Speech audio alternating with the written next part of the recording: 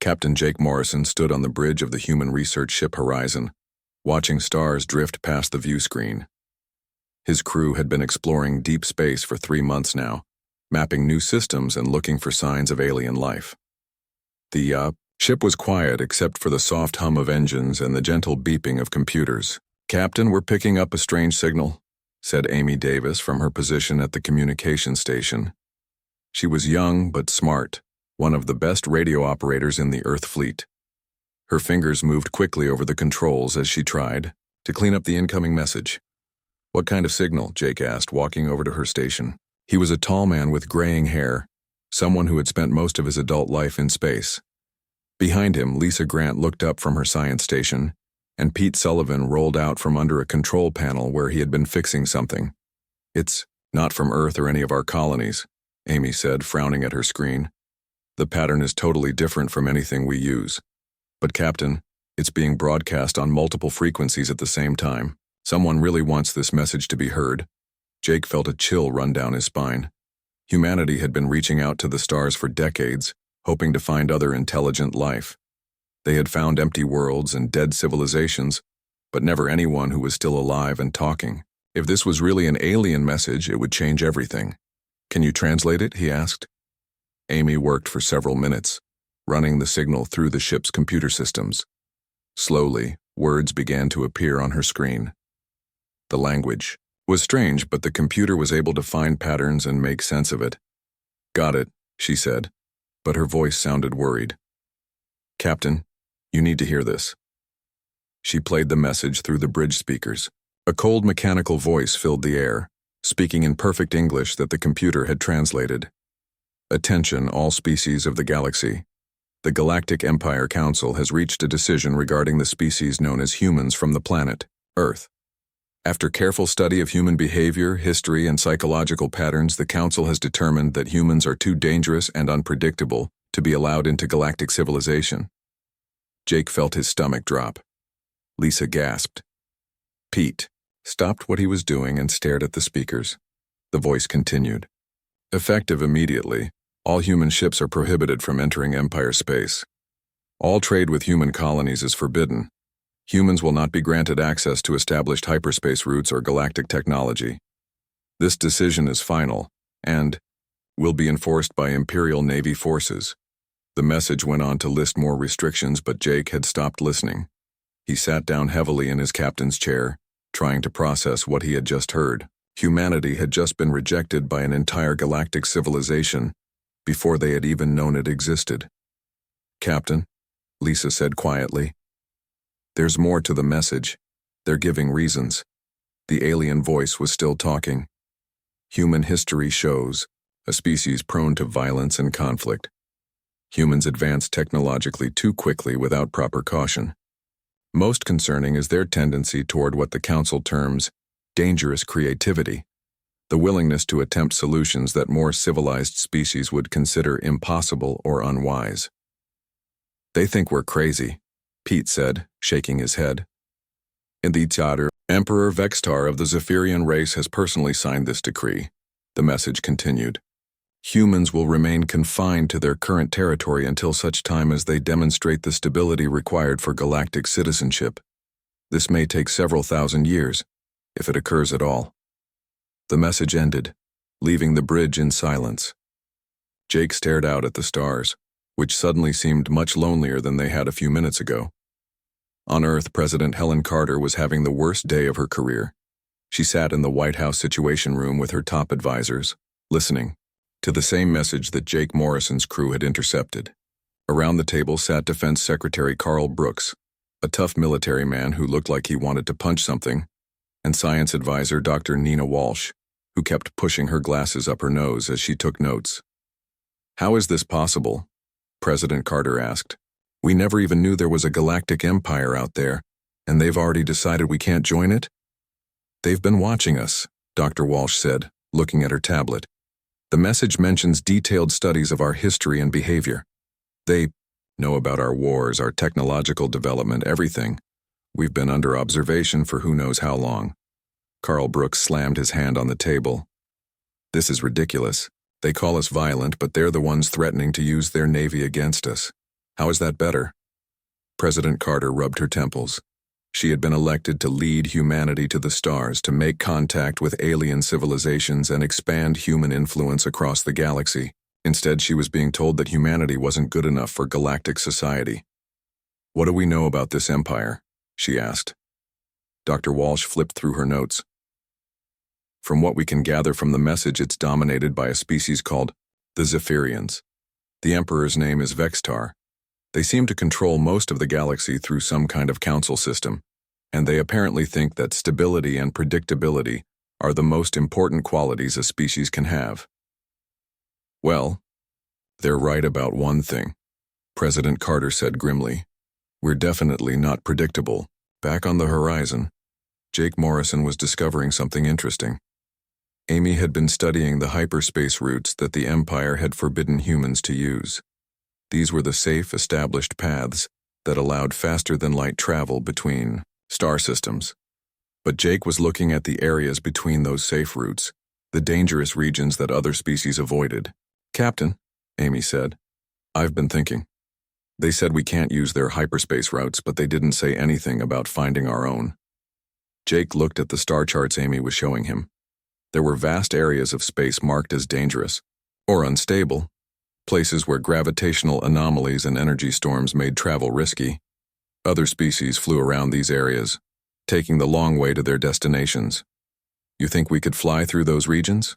Jake asked. I think we're the only species crazy enough to try, Amy replied with a small smile. Lisa looked up from her science station. The message said our problem is that we attempt solutions other species think are impossible. Maybe that's not actually a problem.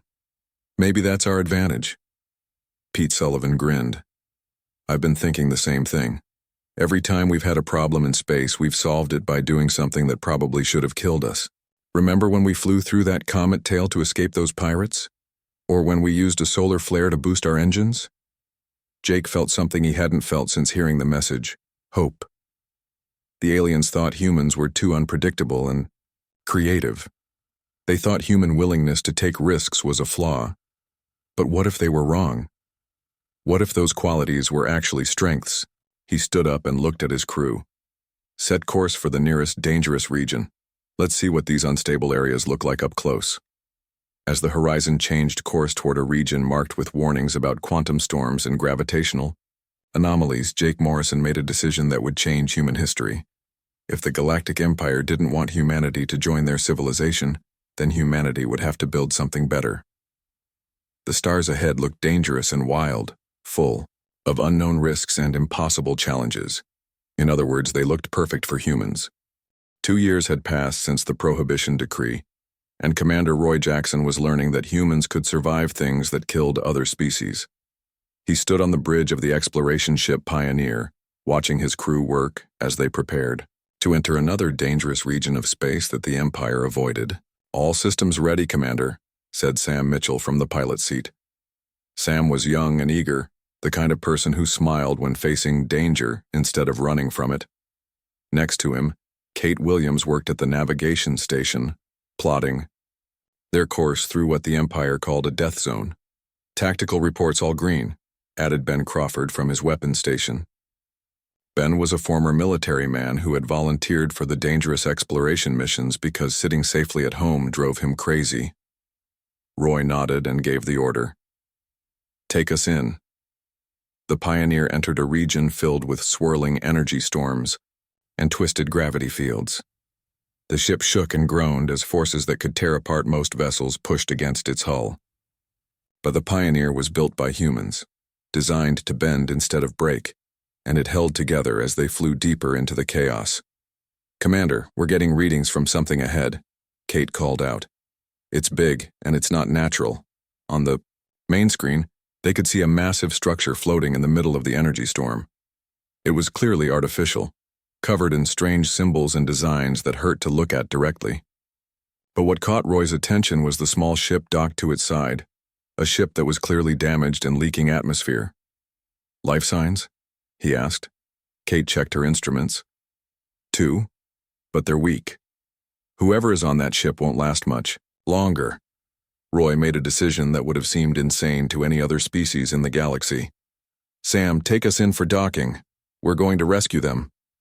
The docking was the most dangerous thing Roy had ever attempted. The energy storms made it nearly impossible to control the ship, and the strange structure seemed to pulse with power that interfered with their systems. But Sam Mitchell was a pilot who thrived on impossible challenges, and somehow he managed to bring the Pioneer alongside the damaged vessel. The rescued aliens were unlike anything humans had seen before. One was tall and covered in scales like a lizard, while the other seemed to be made of pure energy that held a roughly human shape. Both were barely alive when the human rescue team brought them aboard. Dr. Lisa Grant, who had transferred from the Horizon to lead the Pioneer's science team, worked for hours to save them. She had to learn their biology from scratch, figuring out how to treat creatures that had never been studied by human medicine. But Lisa had something that doctors from other species lacked. She was willing to try treatments that might kill her patients if doing nothing would definitely kill them. "The scaled one is stable," she told Roy after 8 hours in the medical bay. "His name is Keth, and he's something called a Saurian.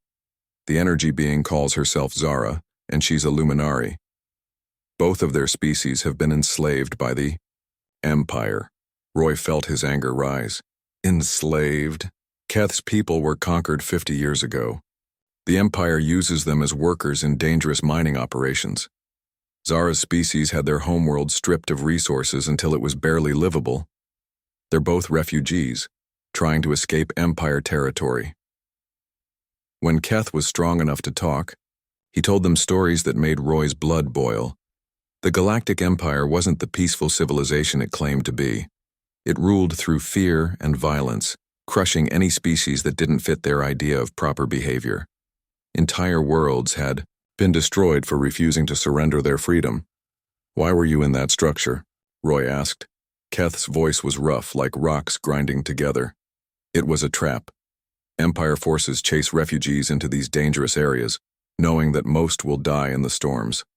They think it's cheaper than using ammunition."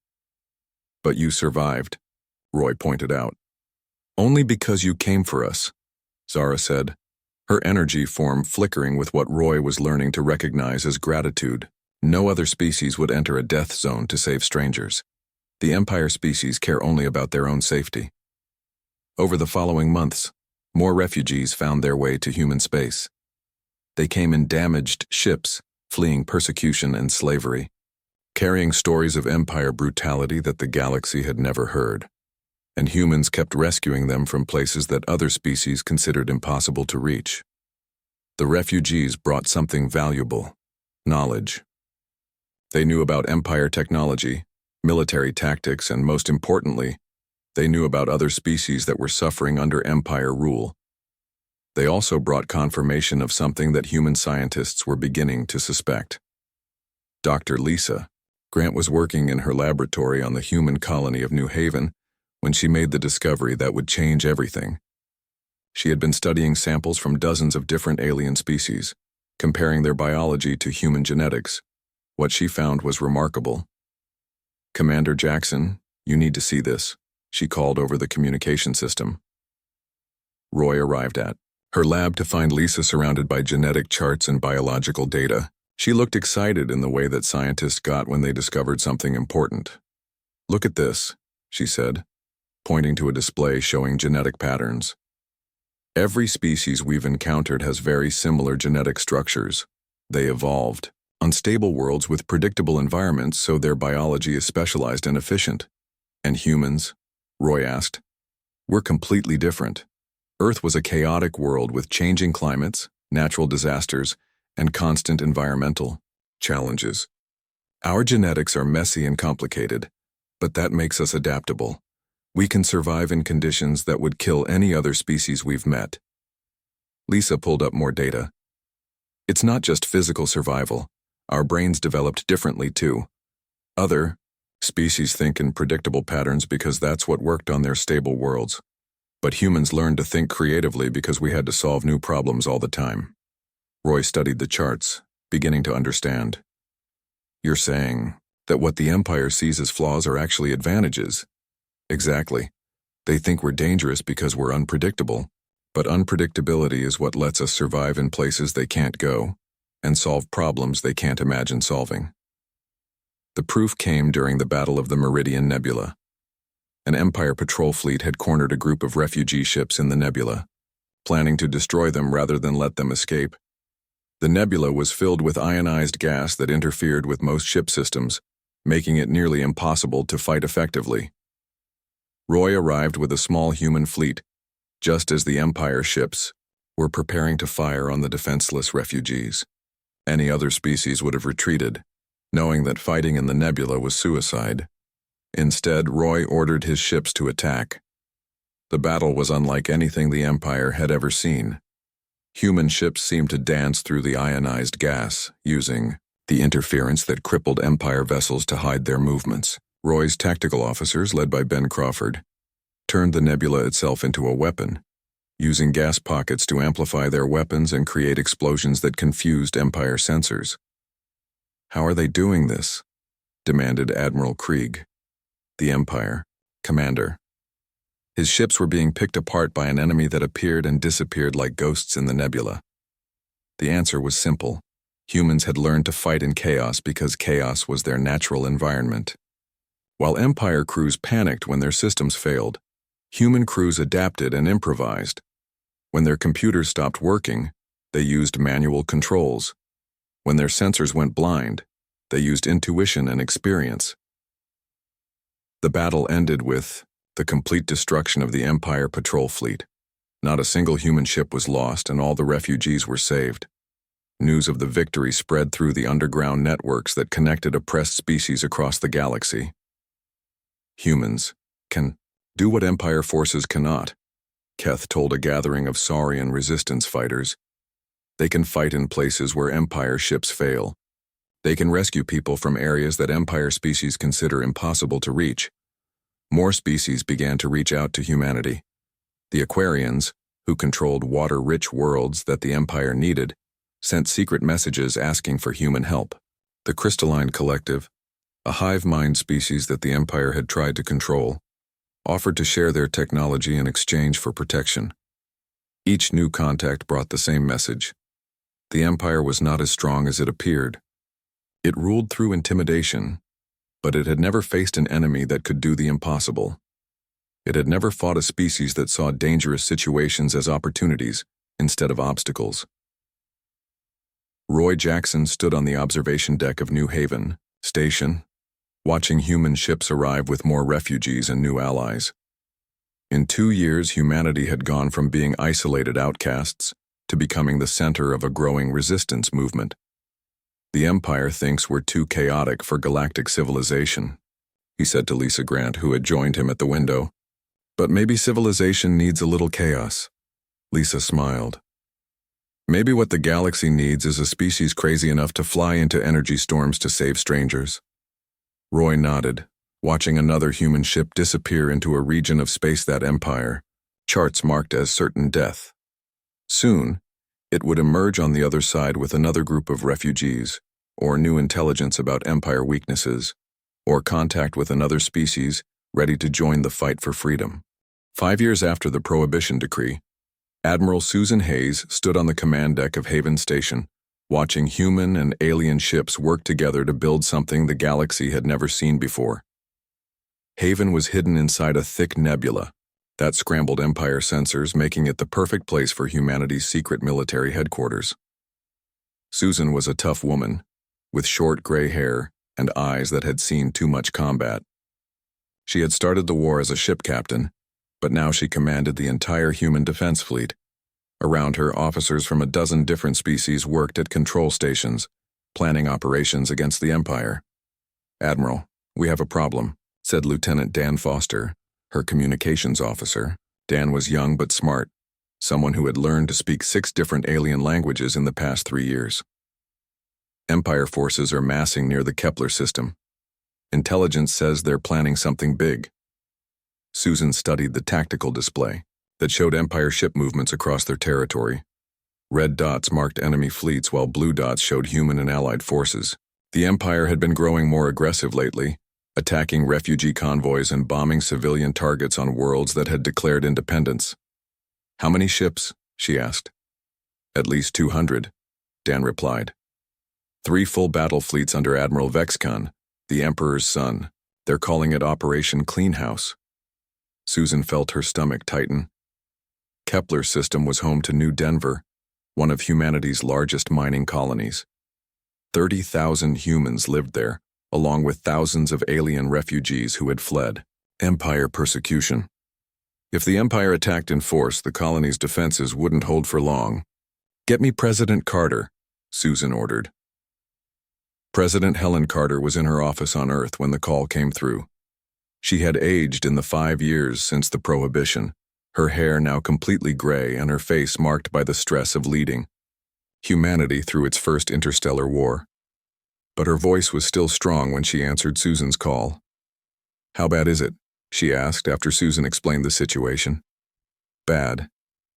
We can't match their numbers, and Kepler is too far from our main bases to reinforce quickly. But maybe we don't need to match their numbers." President Carter understood immediately. In 5 years of war, humanity had learned to win by being smarter rather than stronger. "What do you need?" "Permission to try something that will either save the colony or get us all killed," Susan said. "Granted. Do whatever you have to do." The mining world of New Denver, Colonel Alex Turner was preparing his small garrison for the fight of their lives. Alex was a former Marine who had volunteered to defend the outer colonies when the war started. He had 200 human soldiers and about 50 alien volunteers to defend a planet against thousands of Empire troops. "Sir, the Empire fleet just entered the system," reported Sergeant Maria Santos from the communications bunker. Maria was an engineer who had turned her technical skills toward building better defenses. "They're demanding our immediate surrender." Alex looked at the message on his screen. The Empire was offering standard terms. Humans would be imprisoned, alien refugees would be executed, and the planet would be occupied. It was the same offer they gave to every world they attacked, and Alex's answer was the same as always: "Geld." "A reply," he told Maria. "Tell them that New Denver doesn't surrender." The first Empire landing ships hit the planet's surface 6 hours later. Alex had positioned his forces in the mountains around the main colony, using the rough terrain to offset the Empire's numerical advantage. It was a tactic that human forces had perfected over years of fighting: use the environment as a weapon. The battle for New Denver lasted 3 days. Empire forces attacked with overwhelming numbers, but they fought like they always did, using standard tactics that worked on civilized worlds with flat terrain and predictable conditions. They weren't prepared for humans who turned mining equipment into weapons, who used explosives to cause avalanches, and who fought from tunnels that connected the entire mountain range. "They keep sending troops to the same locations," Maria observed as she watched Empire forces march into another ambush. "Don't they learn from their mistakes?" "They're used to fighting species that give up when things get too hard," Alex replied. "They've never fought people who get more dangerous the worse things get." By the 3rd day, the Empire commander was getting desperate. General Krieg had expected to crush the human resistance in a few hours, but instead his forces were being picked apart by an enemy that seemed to appear and disappear at will. Every time he thought he had cornered the humans, they would vanish, through underground passages or escape routes that shouldn't have existed. "How are they doing this?" he demanded of his staff officers. "We have them outnumbered 10 to 1. "The humans seem to be using the entire planet as a fortress," one aide replied. "They've connected all their defensive positions with tunnels and underground passages. Every time we take one position, they attack us from 3 others." Krieg was about to order his ships to bombard the planet from orbit when Admiral Susan Hayes arrived with the human defense fleet. But Susan didn't attack the Empire ships directly. Instead, she did something that no other military commander in galactic history had ever attempted. "All ships prepare for solar bombardment," she ordered from the bridge of her flagship Defiance. Captain Roy Jackson, now serving as Susan's tactical officer, looked at her in surprise. "Admiral, are you sure about this?" "The Empire expects us to fight their ships," Susan replied. "They're not expecting us to fight the sun." Susan's plan was insane by any normal military standard. She ordered her ships to fire their most powerful weapons directly at the system's star, destabilizing the nuclear reactions that kept it burning steadily. The result was a massive solar flare that erupted toward the inner planets, carrying enough electromagnetic energy to disable every electronic system within millions of miles. The Empire fleet, which depended on complex computer systems and energy shields, was completely helpless when the flare hit. Their ships went dark, floating dead in space as their crews struggled to restart basic life support systems. Human ships, built with the assumption that everything would eventually break down, continued to function.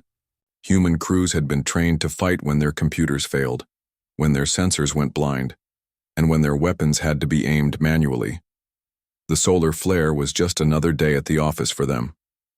Empire fleet is completely disabled, reported Roy Jackson.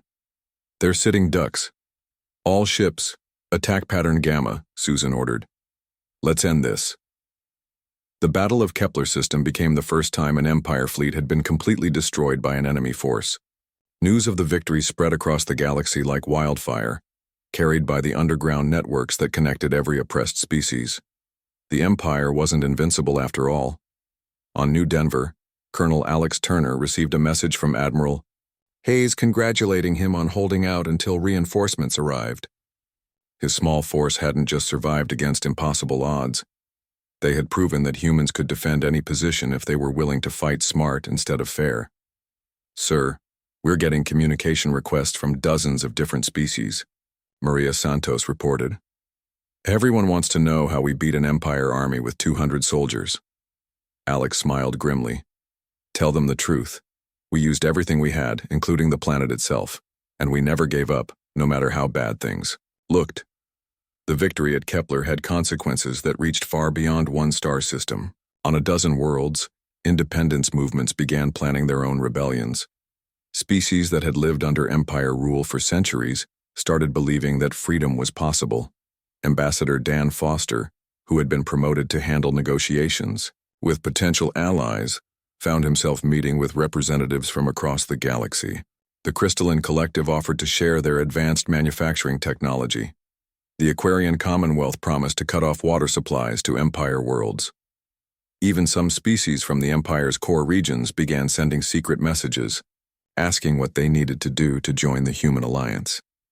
We're not trying to replace the Empire with another empire, President Carter told a gathering of potential allies. We're trying to build something better, a federation where every species has a voice and every world can choose its own path. The Terran Alliance was officially formed on the 5th anniversary of the Prohibition Decree. 12 species signed the founding charter in a ceremony held on Earth, with representatives from dozens more watching by video link. The document was simple but revolutionary. It declared that every intelligent species had the right to freedom, that no world should be ruled by force, and that the galaxy was big enough for everyone to find their own way. Emperor Vexitar watched the ceremony from his palace on the Empire capital world, surrounded by advisors who were trying to explain how a species they had dismissed as primitive had managed to build a coalition that threatened Empire control of half the galaxy. They're using chaos as a weapon, General Krieg reported. Every time we try to predict their moves, they do something that makes no sense according to standard military doctrine. Then we need to do something that makes no sense to them, the Emperor replied. Prepare the full battle fleet. If humans want to play with chaos, we'll show them what real chaos looks like. The war had spread across the entire galaxy. Fleet Admiral Jake Morrison stood on the bridge of his flagship Defiance, watching the largest space battle in galactic history unfold around him. 3 years had passed since the formation of the Terran Alliance, and now half the galaxy was fighting for freedom, while the other half tried to maintain Empire control. Admiral, the Third Empire Fleet is moving to attack our left flank, reported Captain Sam Mitchell from the tactical station. Sam had been promoted after showing exceptional skill in the Battle of the Outer Rim, where he had piloted his ship through an asteroid field to escape 3 Empire cruisers. Jake studied the battle display that showed thousands of ships engaged in combat across a region of space larger than most star systems. Red dots marked Empire forces while blue dots showed Terran Alliance ships. The battle had been raging for 6 hours and neither side was winning. Signal the Saurian squadrons to move up and support our left, Jake ordered. And tell the Aquarian ships to use their water beam weapons on the Empire shields. The Terran Alliance Navy was unlike anything the galaxy had ever seen. Human ships fought alongside vessels from 20 different species, each contributing their unique strengths to the battle. Saurian ships were heavily armored and perfect for direct assault. Aquarian vessels could fire concentrated beams of superheated water that cut through Empire shields. Luminary ships could phase in and out of normal space, appearing behind enemy lines without warning. But it was the human ships that confused the Empire most.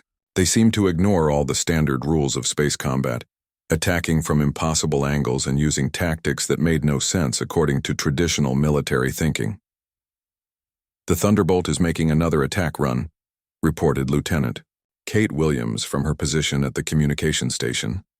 Kate had become expert at coordinating between different species during battle, translating orders into a dozen alien languages in real time. On the screen, they could see Captain Ben Crawford's ship diving toward an Empire dreadnought at an angle that should have been suicide.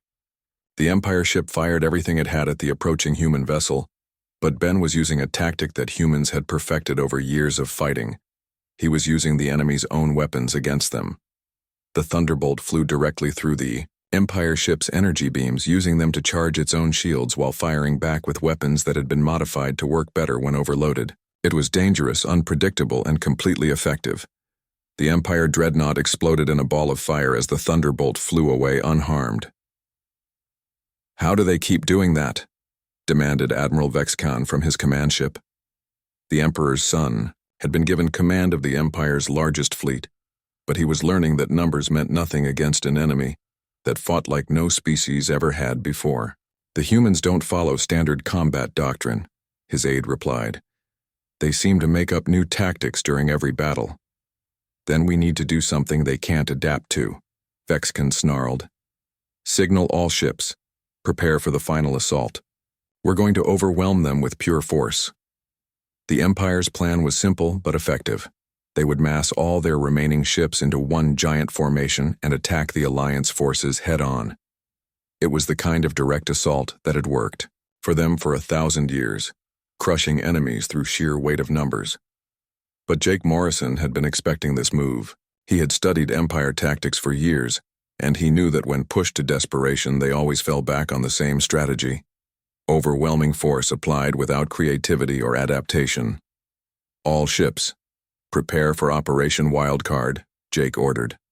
Operation Wildcard was the most dangerous plan any military commander had ever attempted. Jake was going to destroy the Void Gate, the massive space station that controlled the main hyperspace route between the Empire's core worlds and their outer territories.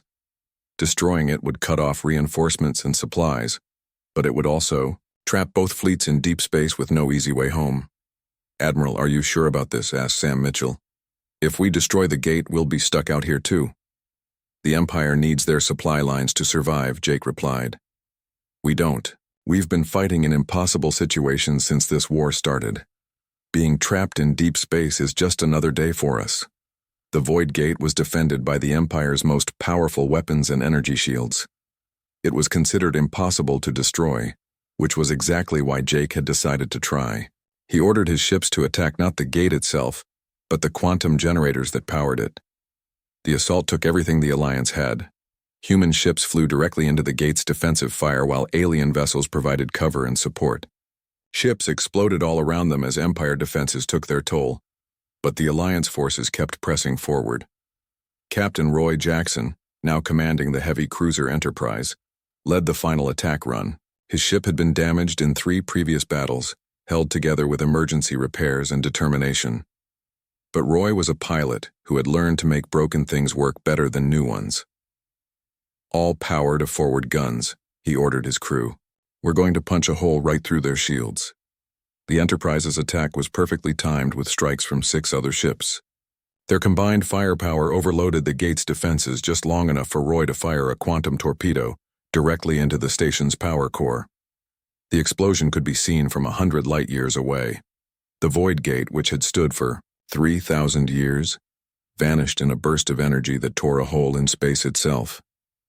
The hyperspace route collapsed, cutting off the Empire fleet from their home territory.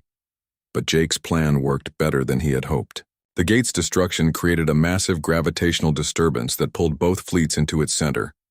Ships from both sides found themselves fighting in a debris field filled with twisted metal and energy storms. "This is perfect," Jake said, watching Empire ships struggle to maintain formation in the chaos. "They're trying to fight an organized battle in the middle of a disaster zone." Human and Alliance ships, built to function in dangerous conditions, had a massive advantage. While Empire vessels tried to maintain their neat formations and standard tactics, Alliance forces spread out and used the debris field as cover. They attacked from unexpected angles, disappeared behind chunks of destroyed stations, and used the energy storms to hide their movements. The battle lasted for 3 more days. Empire ships, designed for fighting in open space with clear lines of sight, couldn't adapt to the chaotic environment. Their crews panicked when their sensors failed and their communications were jammed by the energy disturbances. Alliance crews, led by humans who treated every crisis as a puzzle to solve, turned the disaster into an opportunity. They used pieces of destroyed ships as projectile weapons, flew through energy storms that should have killed them, and coordinated attacks using hand signals when their radios stopped working. "Admiral, the Empire flagship is trying to escape," reported Kate Williams on the final day of the battle. Jake looked at the tactical display and saw Admiral Vexkin's command ship trying to flee the battle zone. The Empire forces were in complete disarray, their organized formations broken apart by 3 days of fighting in conditions they couldn't handle. "Signal all ships," Jake ordered. "Let them go. We've won what we came for." The Battle of the Void Gate became the turning point of the war. 3 Empire fleets had been completely destroyed, including most of their experienced officers and crew. More importantly, the destruction of the gate cut off the Empire's fastest route to their frontier territories, giving independence movements time to organize without fear of immediate retaliation. News of the victory spread across the galaxy through secret communication networks. On dozens of worlds, populations that had lived under Empire rule for centuries began to believe that freedom was really possible. On the water world of Aquarius Prime, the local government officially declared independence and asked to join the Terran Alliance. On the crystal caves of Refraction, the Crystalline Collective began sharing their advanced technology with Alliance forces. Even on some core Empire worlds, resistance movements started planning rebellions. Emperor Vextar watched the reports from his palace, surrounded by advisors who were trying to explain how his empire was falling apart. In 5 years, the humans had gone from being prohibited outcasts to leading a revolution that threatened to destroy everything the Empire had built. "They fight like they have nothing to lose," General Krieg reported. "Every time we corner them, they do something that should be impossible and escape. Every time we try to predict their moves, they surprise us. Then we stop trying to predict them." The Emperor replied coldly. "Prepare the Imperial Guard and the entire home fleet. We're going to end this war by destroying Earth itself." But even as the Empire prepared for its final assault, Jake Morrison was planning something that would change the galaxy forever. The humans had proven they could win battles against impossible odds. Now, it was time to prove they could win a war against an entire empire. He stood on the observation deck of his flagship, looking out at the Alliance fleet that had gathered around the destroyed Void Gate. Ships from 20 species floated together in space, their crews working as one unit despite having completely different biologies and cultures. 10 years had passed since the Prohibition Decree, and President Amy Davis stood before the Galactic Congress on the neutral world of Harmony, preparing to make a speech that would change the galaxy forever. Amy had been elected as humanity's second president after Helen Carter retired, and she had spent her first year in office watching the old Galactic Empire collapse into chaos while something entirely new took its place. The Great Hall was filled with representatives from over 100 different species. Some were familiar allies who had fought alongside humans for years, while others were former Empire species who had only recently declared their independence. All of them were waiting to hear what humanity planned to do now that they had won the war. 10 years ago, the Galactic Empire told us we were too dangerous and unpredictable to join their civilization. Amy began, her voice carrying clearly through the hall's translation systems. They said we were too creative, too willing to take risks, too different from the stable species they preferred. In the audience, Keth the Saurian and Zara the Luminari sat with other representatives from the first species to ally with humanity. They had been refugees when humans first found them, and now they served as ambassadors for their peoples in the new galactic government. They were right about one thing, Amy continued. We are different, but what they saw as weaknesses, we see as strengths. What they called dangerous creativity, we call problem solving. What they called unpredictability, we call adaptability. On the Empire's former capital world of Dominion Prime, the last remnants of the old government were making their final stand. The massive fortress that had once housed Emperor Vexitar was under siege by Alliance forces led by Admiral Susan Hayes. But this wasn't the kind of siege that other species would have attempted. Chief Engineer Matt Torres had spent 3 months designing something that no other species would have considered, a tunnel network that ran completely under the fortress, bypassing all its surface defenses. The tunnels were dangerous to dig, requiring workers to operate in unstable ground while avoiding the fortress's underground sensors. But humans had been mining dangerous territory since they first left Earth, and Matt's teams knew how to work in conditions that would terrify other species. Tunnel 7 is complete, reported Sergeant Maria Santos from deep underground. Maria had volunteered to lead the most dangerous digging operations, working in spaces so narrow that larger species couldn't even fit inside them. We're directly under their main power generator. Above ground, General Carl Brooks coordinated the final assault with his mixed species army. Carl had learned to work with soldiers who came from dozens of different worlds, each with their own fighting styles and capabilities. But they all had one thing in common. They had all volunteered to fight for freedom instead of accepting oppression. Human. Teams prepare for underground assault, Carl ordered through his communication system. Saurian units begin the surface attack. Aquarian forces target their shield generators with water beams. All units, remember, we're not here to conquer. We're here to liberate. The final battle for Dominion Prime was unlike any siege in galactic history. Instead of surrounding the fortress and waiting for the defenders to surrender, Alliance forces attacked from every direction at once. Human soldiers emerged from tunnels that shouldn't have existed. Saurian troops smashed through walls that were supposed to be unbreakable, and Luminari fighters phased through solid matter to attack from inside the fortress itself.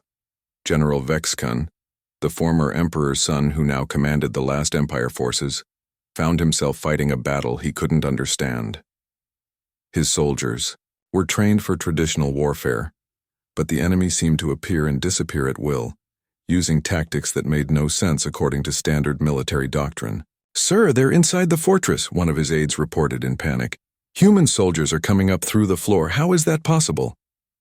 "It's not possible," Vexcan replied. But even as he spoke, he could hear explosions coming from the levels below. The humans had done what his engineers said couldn't be done. They had dug through solid rock to attack from underneath. The siege ended when Captain Jake Morrison, now promoted to Fleet Admiral, personally led a boarding party onto Vexcan's command ship. The former Emperor's son had expected to fight to the death, but Jake offered him something no Empire commander had ever been offered before: the chance to surrender with honor and help build something better. "Your empire is finished," Jake told Vexcan as Alliance soldiers secured the fortress. "But this doesn't have to be the end for your people. You can choose to be part of what comes next." What came next surprised everyone in the galaxy. Instead of replacing the old empire with a new one ruled by humans, President Amy Davis announced the formation of something completely different: the United Galactic Federation, with Earth as its capital but power shared equally among all member species. "We're not here to rule anyone," Amy told the Galactic Congress. "We're here to make sure that no one rules anyone else without their consent. Every species will have a voice in this new federation. Every world will choose its own path." The Federation's first constitution was written by a committee that included representatives from 50 different species. Dr. Lisa Grant, now serving as humanity's chief science advisor, worked with alien scholars to create a government structure that could accommodate beings as different as energy-based luminari and hive-minded crystalline collectives. "The challenge isn't making different species work together," Lisa explained to the Constitutional Committee. The challenge is making sure that working together doesn't require anyone to give up what makes them unique. The solution was typically human. Instead of trying to make everyone the same, the Federation was designed to make diversity a source of strength. Aquarian worlds provided food and water for the galaxy. Saurian systems manufactured advanced machinery. Crystalline worlds handled data processing and communication networks. Human colonies served as neutral meeting places where different species could interact safely. But the real test of the new Federation came 5 years later, when humanity launched its first deep space exploration mission beyond the galaxy's edge. Captain Nina Walsh, one of the original Horizon crew members, commanded a fleet of ships crewed by volunteers from dozens of different species. "This is what we always dreamed of," Nina said as her ship prepared to enter the void between galaxies. Not conquest, but exploration. Not ruling other species, but working with them to discover what's out there. The exploration fleet included humans who could navigate through dangerous regions, Saurians who could handle extreme environments, Luminari who could scout ahead at light speed, and Aquarians who could sustain the crews on long journeys. Each species contributed something essential to the mission. On Earth, Amy Davis watched the exploration fleet disappear into the darkness between galaxies from the observation deck of the Federation Council building. The building itself was a symbol of what humanity had achieved. Instead of a fortress like the old Empire's capital, it was an open structure with gardens and meeting spaces where beings from across the galaxy could come together. "President Davis, incoming message from the exploration fleet," reported her aide, a young crystalline being whose thought patterns sparkled with excitement. "They've found something incredible." The message from Captain Walsh was brief, but amazing. Beyond the galaxy's edge, they had discovered other galaxies filled with intelligent species. Entire civilizations that had never heard of the Galactic Empire or the Prohibition Decree. The universe was far larger and more diverse than anyone had imagined. "Looks like we're going to need a bigger federation," Amy said with a smile.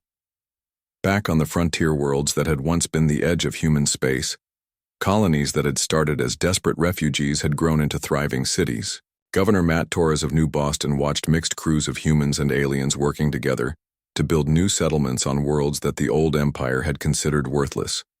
"You know what's funny?" Matt said to his deputy, a Saurian engineer, named Keth Ka, who had been born on New Boston after his parents fled Empire persecution. "The Empire said we were too chaotic for galactic civilization, but chaos is what made civilization possible in the first place." Keth Ka's scales shifted color in what humans had learned was a sign of amusement. "My parents tell stories of the old empire, where everything had to be the same, where different was dangerous. This is better. This is what civilization should be." On Haven Station, now converted from a military base into a research facility, Admiral Susan Hayes worked with scientists from 20 species to study the quantum effects that had allowed humans to travel through regions other species couldn't survive. What they were learning would revolutionize space travel for everyone. "We're not special because we're human," Susan explained to a group of young cadets from the Federation Academy. "We're special because we learned to see differences as opportunities, instead of threats. Every species has something unique to offer. Our job is to help them find ways to work together." The Prohibition Decree that had once seemed like humanity's greatest defeat had become the foundation of their greatest triumph. By forcing humans to find their own path, the Empire had accidentally created